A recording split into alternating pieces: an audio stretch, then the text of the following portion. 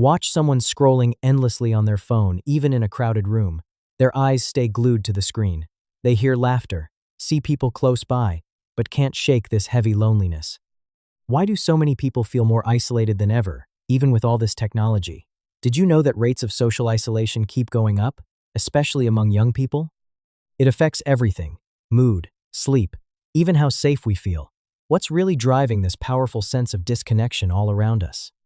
The pain that comes from being forgotten isn't just in your head, it's in your body, your heart, your every breath. Think about the last time you sent a message and the reply never came. Hours pass, then days, but that reply you hoped for just isn't there. Your phone feels heavier in your hand. The silence from the other side feels so loud you can't think about anything else. That's the start of loneliness. Not just being alone, but feeling invisible. Now, it's not just digital silence. There's the empty chair at dinner, the group chatting just down the hallway, but their laughter doesn't call you in. Your room gets quieter, your appetite drops, and days feel longer than before. Suddenly, even ordinary sounds like a neighbor's footsteps or a car's horn outside seem sharper and a little colder. Let's talk about what happens inside us. Loneliness feels like a hole where warmth and connection should be. It's actually painful, not just emotionally, but physically. Research shows the brain reacts to social rejection in the same way it reacts to actual pain.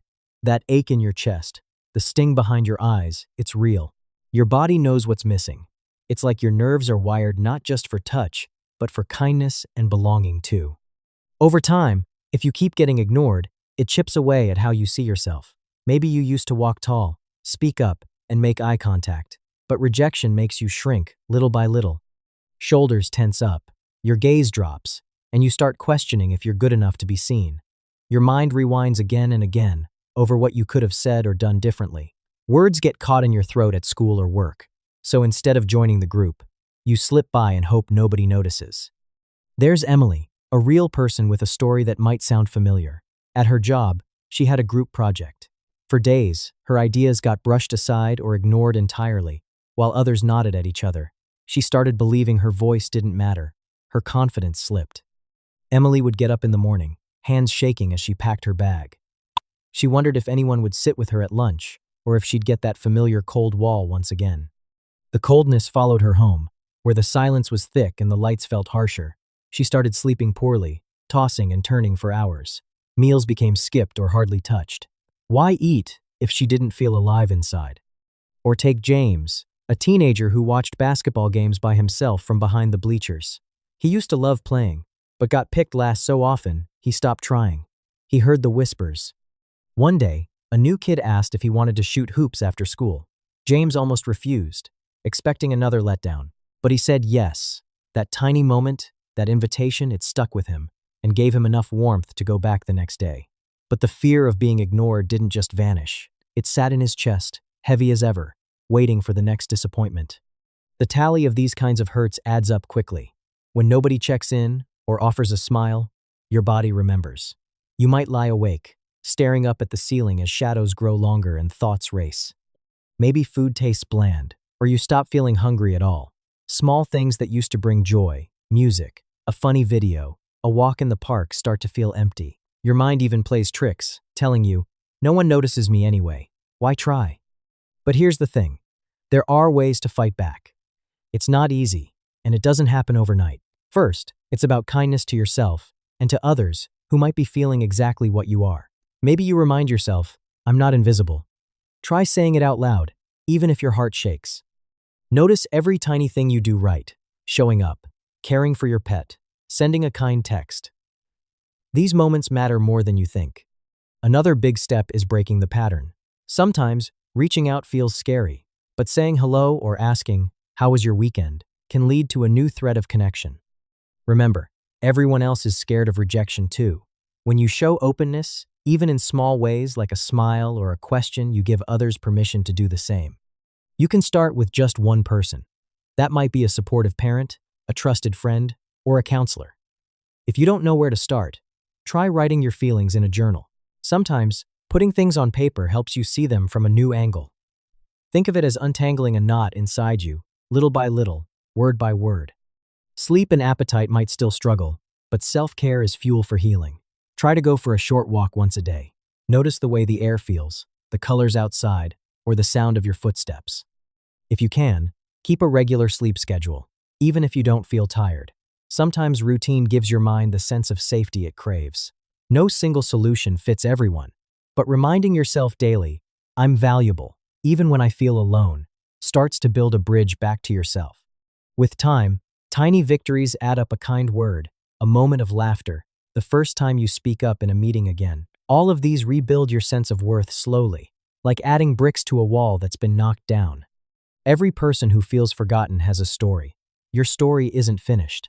The pain of being overlooked is real, but so is the strength to keep trying. You might stumble, you might retreat on hard days, but it doesn't erase your worth or the possibility of being seen. The road to feeling connected again is twisty and full of bumps, but every step counts, no matter how small. For some, the pain of being forgotten starts early. Imagine Maya, who moved to a new school mid-year. She waved at a table during lunch, but no one looked up. Day after day, she sat alone, her lunch untouched. The cafeteria felt freezing, even when sunlight poured through the windows. She started tiptoeing around her own house because the feeling of being unwelcome at school followed her home. Her mom once asked, "Why aren't you eating, Maya?" Maya shrugged, not wanting to admit that hunger knots are easier to handle than the ache in her heart. This kind of isolation isn't always loud or dramatic. Sometimes, it's a series of tiny moments that slowly drain the color from life. Think of Ethan, a grandfather who lost touch with friends after retirement. One day turned into weeks with almost no calls or visits. He watched TV with the sound low, just so he could hear if anyone knocked on his door. Even the wallpaper seemed duller. He said, "Some nights the quiet is so strong, it feels like an extra weight on my chest, almost like I can't breathe." It's not just kids or people at school. Adults feel this too. Moms with small kids who lose touch with old friends, college students in a new city, workers passed over for promotions, or neighbors who just moved in and are greeted with closed doors. Everyone, at some point or another, gets a taste of this bitterness. Yet the feelings can linger, shaping how we look at ourselves. Physically, the signs are easy to miss, but hard to live with. Tossing in bed as sleep stays out of reach, staring at the ceiling, mind full of regrets or imaginary conversations. Sometimes, your stomach stays clenched and food tastes like cardboard. Even fun things like singing in the shower or listening to your favorite song can lose their spark. And the longer this goes on, the harder it is to break free. The journey back starts with the smallest acts of courage, reaching out, even when you think no one will answer, reminding yourself, "I'm here, and I matter," even if it feels awkward. Sharing a smile or a compliment, even if your voice trembles. Every little effort is a building block for healing, a reminder that you can be seen and valued again. So how far does this damage reach? Can loneliness hurt our minds, or even our bodies more than we realize? And more importantly, what really happens to us when disconnection drags on for weeks, months, or even years? The answers get even more surprising. There's a reason we call loneliness a silent epidemic. People talk about the emotional pain, but the real impact goes so much further, right into your mind, your body, even your sleep. Let's walk through what happens when isolation takes root and refuses to let go. First, there's your mind. The brain craves connection like food and water. It's simply what we need to survive. Studies have found that people who feel really isolated have much higher rates of anxiety and depression. You can see it in the way their days play out. Shorter attention spans, trouble making decisions, negative thoughts looping again and again. When you miss out on real connection, your brain starts to sound alarm bells. Simple things get harder. You second-guess yourself at every turn. Maybe you even start to believe that you're not worth anyone's time. Think about Jess, a college sophomore, stuck in her small dorm room during long winter nights. She used to be outgoing, chatting with friends in the hallway and organizing movie nights. But during a lockdown, her entire world shrunk to four walls, her phone, and a glowing laptop screen. The silence around her felt endless. Each morning, waking up was harder. Her mind raced with worries. Am I falling behind? Do my friends even remember me? By the end of each day, she felt drained, as though she hadn't done anything. But somehow she'd run a marathon in her head. But it isn't just Jess. In one famous study, researchers followed a group of older adults who'd recently lost touch with family or community groups. Within just a few months, more than half reported feeling a fog set in a blurry sense of time, trouble recalling words, or remembering simple tasks, like where they'd put their keys. Some described it as living in a quiet storm, where nothing happened, but everything still felt off. The effects weren't just in their thoughts, but in their behavior. They started skipping meals, forgetting to take important medication, or losing interest in their favorite books and TV shows. Now, let's look at what all this mental weight does to your body. It's not just feelings, it's measurable, physical change. People who feel ignored or alone are more likely to get sick. Their immune systems get weaker. In fact, scientists have seen that lonely people catch colds more easily, and recovery takes longer. Long nights of restless sleep become the norm, not the exception. You lie awake, replaying conversations or worrying about tomorrow. One restless night turns into weeks of tossing and turning, your body begging for real rest it can't seem to find. Just listen to what Dr. Lisa, a psychologist, tells her patients. The stress from being alone creates real changes. Your body is flooded with stress hormones like cortisol, which are meant to protect you, but when they're always high, they start wearing you down. In hospital settings, nurses notice patients without visitors tend to take longer to heal, eat less, and even need more pain medication. There's even more. Chronic loneliness can lead to higher blood pressure and an increased risk of problems like heart disease. It's as if your body is always on alert, waiting for danger, because it feels something big is missing. Long-term stress starts to affect everything, from your mood swings to how quickly your heart beats. Remember Jess? After a month of feeling invisible, her body was worn out. She'd look in the mirror and notice new dark circles under her eyes. She started snacking on chips late at night, not because she was hungry, but to fill the emptiness. Her daily routine was barely recognizable. Wake up, scroll for hours, maybe finish an assignment, then sleep for a few hours at most. Sometimes she barely left her room at all. The echoing quiet ate away at her, making her feel smaller and smaller with every passing day. You can almost picture what it was like. The low buzz from her laptop, the chill in the air from an unopened window, the clock ticking in the background while she stared at the same homework page for hours. She tried to turn on music, hoping it would drown out the silence, but sometimes that just made her realize how alone she felt. And this isn't just about one tough semester. If isolation drags on, the problems start piling up. Chronic loneliness is linked to memory problems and makes it harder for us to focus on things like work or learning new skills. People can lose motivation to try new hobbies or meet new people. Why bother? The mind asks, if it feels so risky and tiring. The thing is, humans are made for connection. Our ancestors survived because they worked together. Now, when we're cut off, even in a city packed with people, our brains keep searching for signs that we belong. When those signs don't come, it can chip away at our sense of purpose, making us feel unsteady in every part of our lives. Dr. Lisa often reminds her clients, you can be surrounded by people and still feel isolated if you don't feel truly seen or heard. But isolation doesn't just stay in your mind, it leaves physical marks everywhere. Some people develop headaches, body aches, or even stomach aches out of nowhere. Their appetite changes, they might eat much less or much more than before. Energy drops. They start skipping exercise. They might snap at family or friends over small things because the exhaustion doesn't have anywhere else to go. Every tiny task feels heavier. Making breakfast, taking a shower, responding to a text. Imagine the weight of all these challenges landing at once. It can feel like trudging through mud, with every step taking effort you're not sure you have. Now, let's pause and talk real solutions. What can you do starting today to fight off some of these effects? Routine is like a life raft when you're feeling adrift.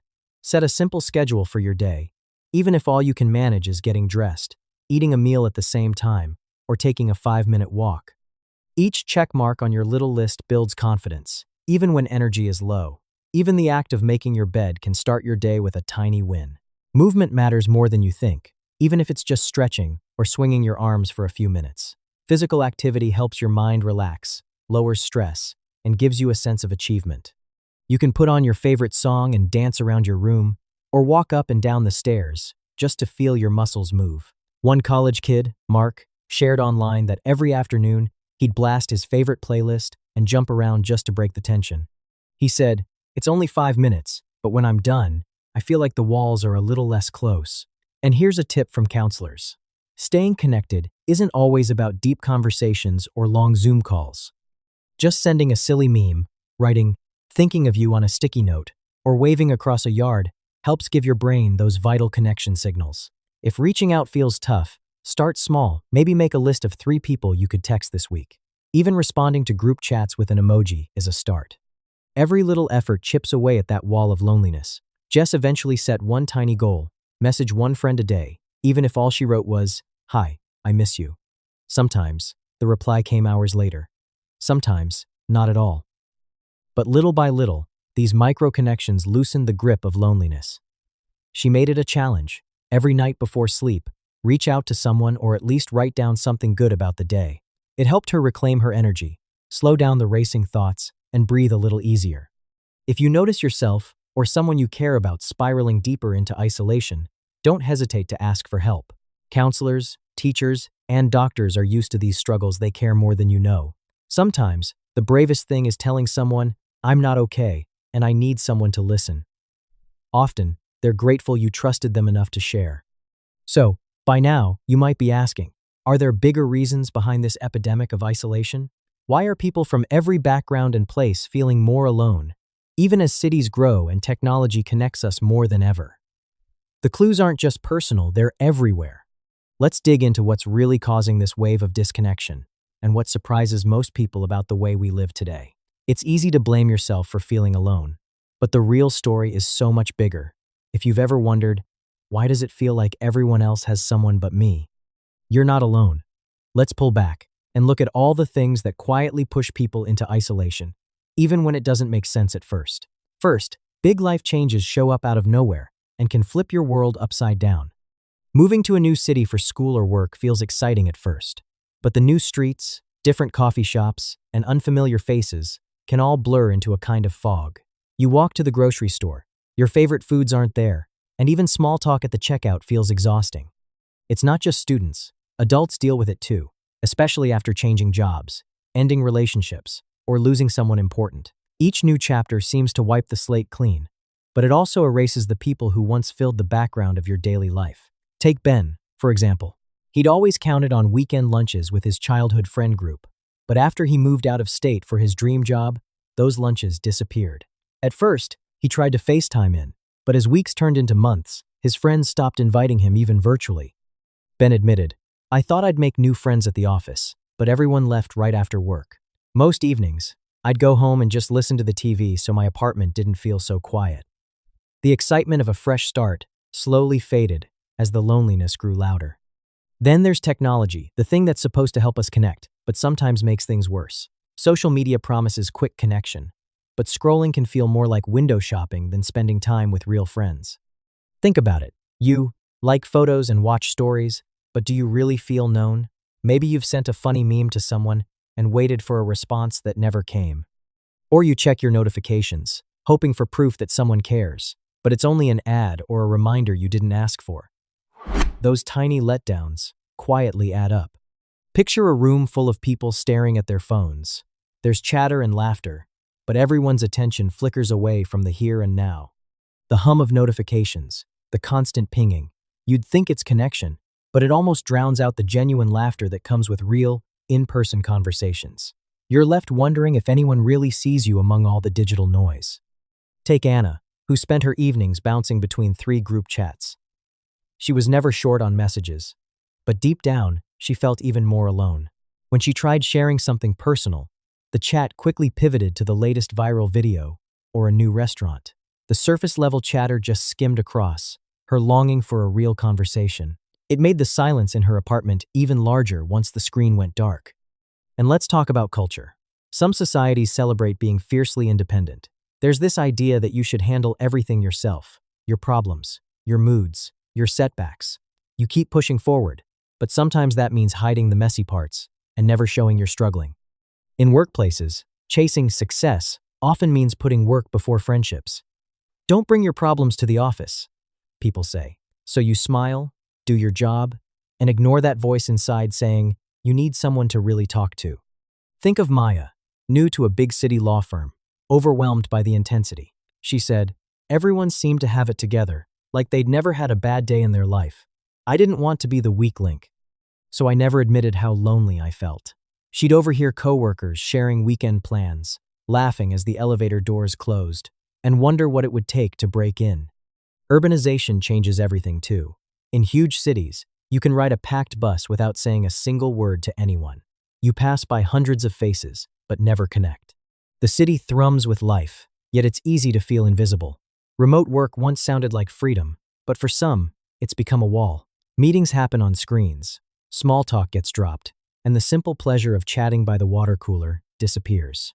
Even just seeing people laugh with each other in public can feel like a reminder that you're not part of their world.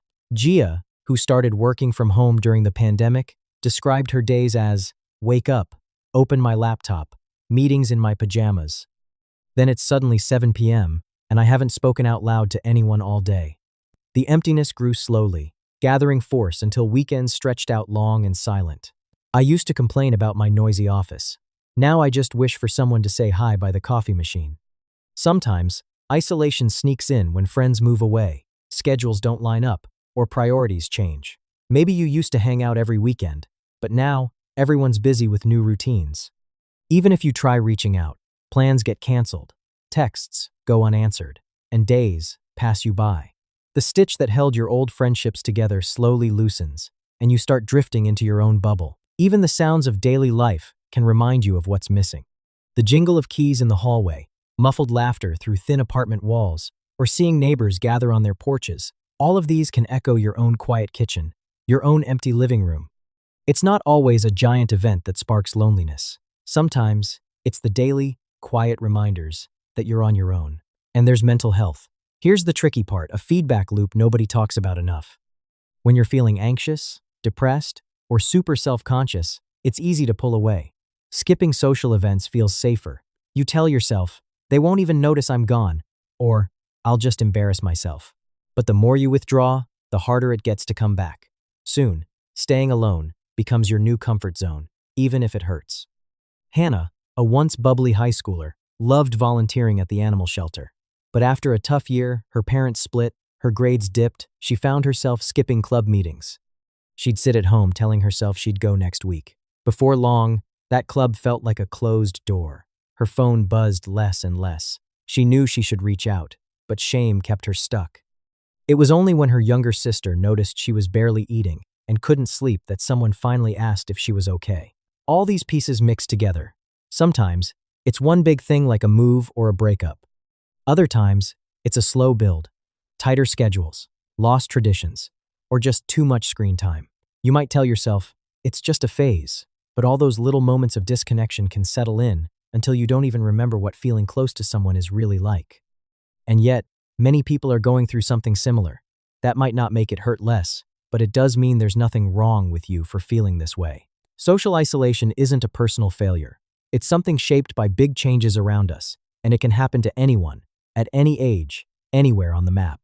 You're not the only one who's ever stared out a rainy window on a Saturday night or scrolled through old group photos, feeling like you're on the outside looking in. When life gets busy and changes keep piling up, it's easier than ever for distance, including emotional distance, to sneak in. But the truth is, you can find your way back to connection, often starting with just a tiny step. So what can you do? Can you really flip the script, step out of the cycle, and start feeling connected to people again, even after months or years of feeling out of the loop? The answers are sometimes smaller and more hopeful than you think. In the next section, we'll roll up our sleeves and talk about real steps to build connection, one small move at a time. This is where the story shifts from just surviving to actually reaching for something better. Reconnection might feel scary if you've been alone for a while, but the steps to get there don't have to be giant leaps. Start with one gentle move. It can be as simple as texting someone who once made you smile. No big confessions, just send, "Hey, I thought about you. How are you doing?" That single, short message is often enough to flip the script from silence to hope. Now, let's talk real-life move stuff you can try, even on your worst day. Anthony always felt left out at his new job. He ate lunch alone, earbuds in, head down. He decided one Monday to send a low-stakes message to his old college roommate. "See this meme? Reminded me of that road trip." It was awkward at first. But by Wednesday, they were swapping stories again, laughing over voice notes late at night. The conversation didn't fix everything, but knowing someone out there remembered him made all the difference. Social reconnection doesn't have to mean jumping into huge crowds or saying yes to every invite. Try picking an interest or hobby you like: art, walking, reading, and search for local groups or clubs. Maybe you join a book club, a hiking meetup, or a chess club at the library. These are naturally low-pressure spaces where you can join in at your own pace. You might just sit and listen your first time, and that's fine. The point is, you showed up. And sometimes showing up is 90% of the work. Julia felt stuck in a rut after her best friend moved away. She started attending a free yoga class on Saturdays. She barely spoke at first, but after a few sessions, someone asked if she wanted to grab a smoothie afterward. That single invitation cracked open a whole new circle of friends. It didn't happen overnight, but each tiny interaction made the city feel less lonely. Building self-kindness works wonders too. Lots of experts recommend daily journaling. Each morning or night, write 3 things you like or appreciate about yourself. It could be, I finished my assignment, I helped my neighbor, or even, I got out of bed this morning. Over time, these little reminders train your brain to spot your value even when others overlook you. That's a huge part of feeling whole again. Make connection a goal, but keep it realistic and gentle. Set one small, achievable target each week. This could be having coffee with a colleague you feel comfortable with, joining an online forum for your favorite show, or hopping in on a group chat. Put the goal on your calendar the way you would an appointment. When you check it off, pause and notice the accomplishment, even if it feels minor at first. Celebrating small wins is vital. When Rachel finally attended her cousin's birthday, despite her nerves, she gave herself credit for going. The next week, she called an old friend, and by the end of the month, she'd started a new group hobby. Each step, no matter how tiny, was a win worth marking. You can even keep a connection journal, writing down each moment, a chat, a smile, a shared joke to look back on during tough days. Reconnection is so much about patience. Not every outreach gets answered, and not every attempt feels rewarding right away. You might text someone and get no reply. That's hard. But it's also not the end of the story. The act of reaching out is a win in itself, because it means you're trying, and your future self will thank you for every attempt, answered or not. Online spaces can be lifelines too. There are communities for everyone, from fans of sports teams to gardeners to language lovers. Drop into a forum, comment thoughtfully, or share something you've learned. Some people find lasting friends by gaming, others through sharing art or music online. Let your real interests guide you, not just what's trendy. Real connection comes from honesty and shared experience, and you never have to be anyone but yourself. But what about those days when everything just feels heavy, when all you want is to retreat and hide? That's normal. Let's remember, even tiny acts of kindness to yourself count.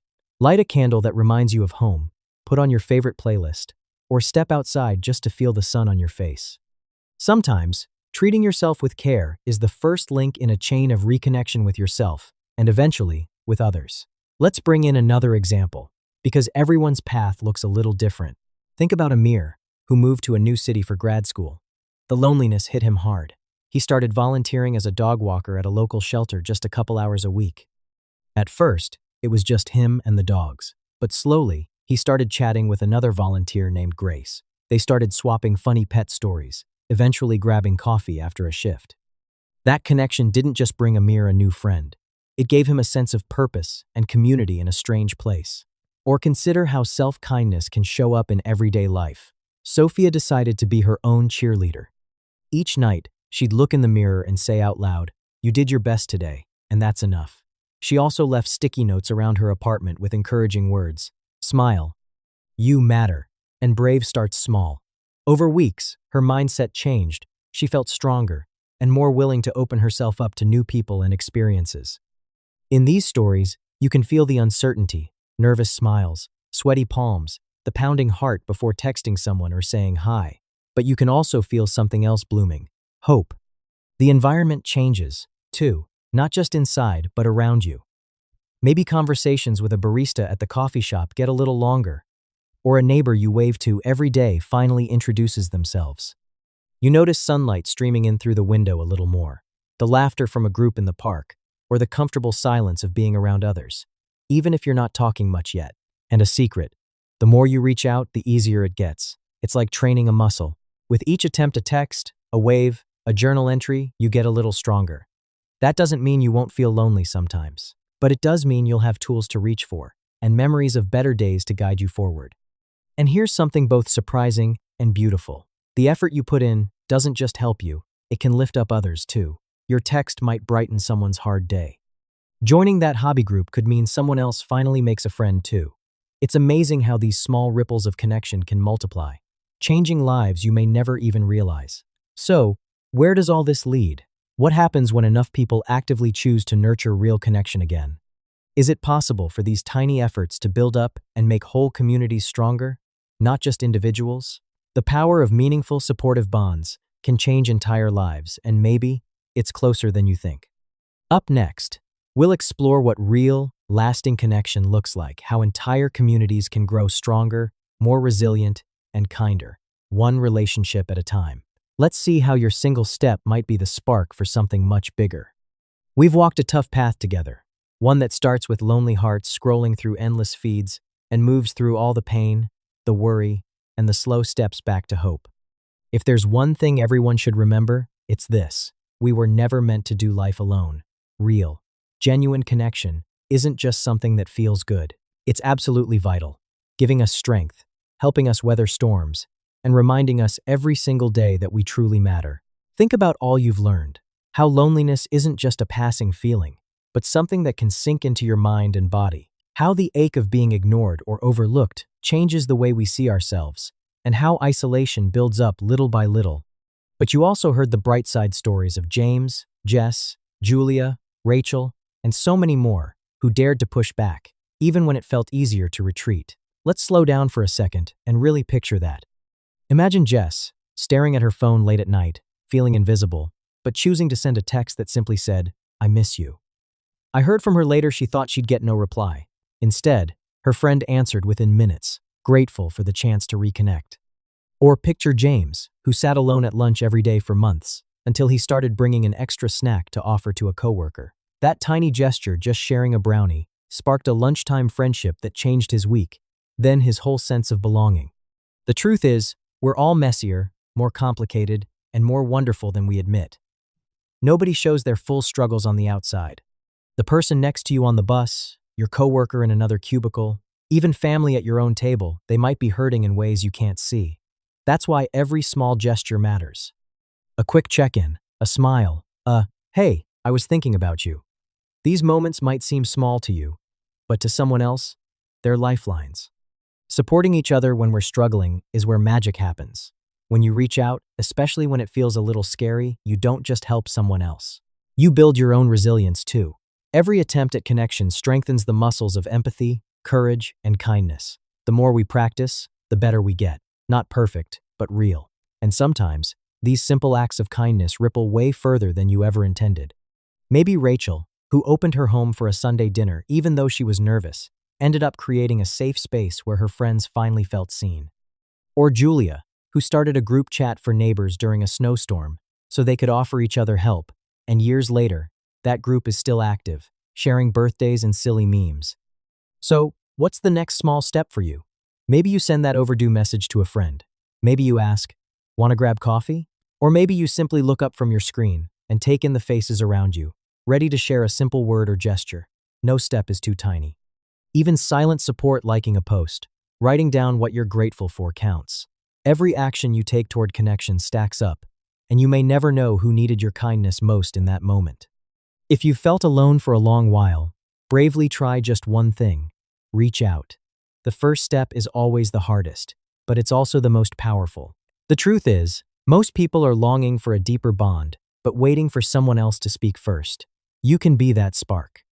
Remember the stories you've heard today, and imagine yourself at the center of your own story, choosing hope, reaching for community, and little by little, building a web of real trust and care.